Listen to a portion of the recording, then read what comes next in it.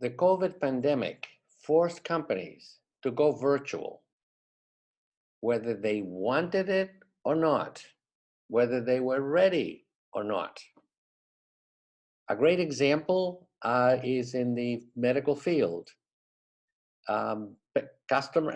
Patients would go to doctors to the office. Well, with the pandemic, everything had to change. So right now, everybody has telemedicine. And there's a number of companies that are working to try to have technology so that if you do telemedicine, the doctor is going to be able to hear your heart, it's going to be able to hear your lungs. So all of these things are called virtual. Hello, everyone. I'm Michael Zeischer, and this is the 35th in a series of short videos designed to help entrepreneurs and company executives succeed with their business. So with that, let us take a look at the first slide. In this first slide, we are giving it the title of Virtual Teams Are Here to Stay. And this is now the new business normal.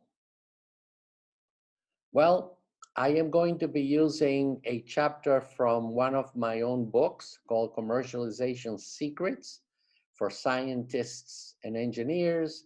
This is chapter 9 called Virtual Organizations. And because this is a very large topic, this is going to be part 1.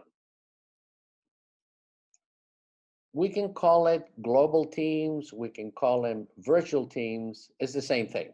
So what are global teams or virtual teams? This is a group of interdependent individuals. This is very important. The individuals need to be interdependent because of their abilities that are being brought to take care of whatever the business is.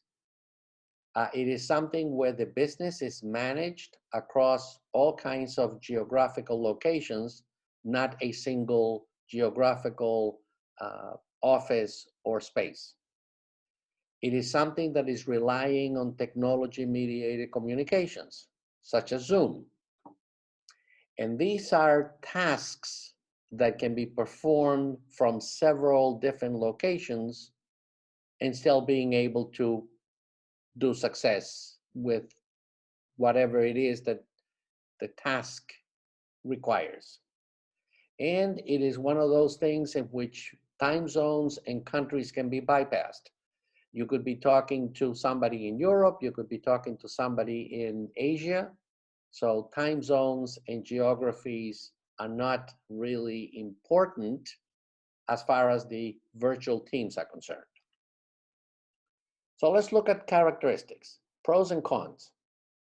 The pros is that in general, given the fact that you don't have to have bricks and mortars, many people do these things from their own home office, it lowers the overall cost of doing business. It does encourage knowledge sharing among the individuals that are going to be part of the virtual team.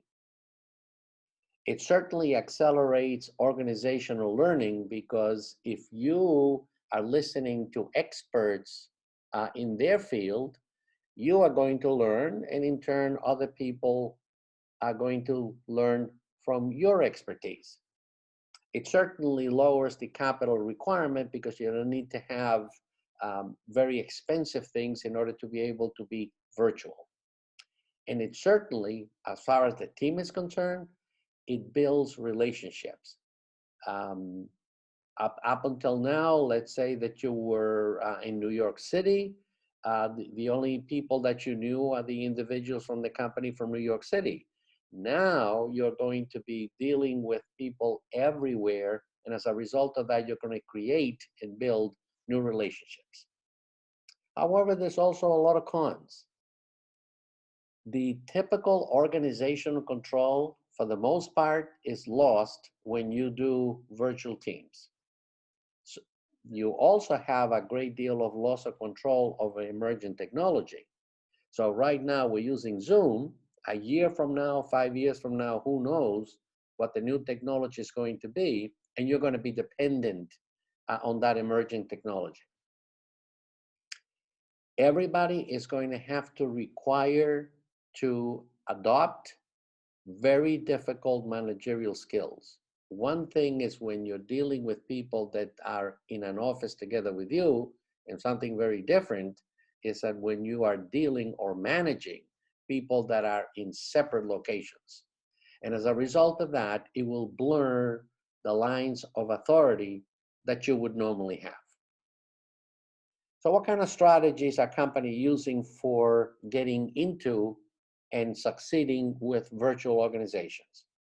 Well, the first thing is that you as a manager or a leader need to determine the readiness of your virtual workforce to work virtually. You need to, this is very important, you need to identify those tasks that lend themselves to virtual interactions. So in telemedicine, there's a whole bunch of things that you can do. You cannot do procedures, you cannot do surgeries. So virtual is no good as far as that part of it is concerned. You need to identify and select those employees that are best and capable of working virtually. The other one is that it is very important for you to establish policies to manage and control the virtual work environment. And definitely, you need to develop a change management policy and communications policy to make sure that everybody is on board. This was part one, and is going to be followed by more information on virtual teams. Thank you very much. If you go to www.zeicherinstitute.com, you will see our webpage. We have 10 easy to follow recorded lectures complemented by hundreds of slides. If you purchase the online course, you will receive a complimentary copy of the complete transcript as a PDF. So you don't have to start writing anything. Everything about the course will be at your fingertips, thus allowing you to make a copy of the transcript. And in the website, you will find the entire lecture number one as a free gift, which is about 30 minutes in duration. So please do that, and I wish you the best of luck as an entrepreneur.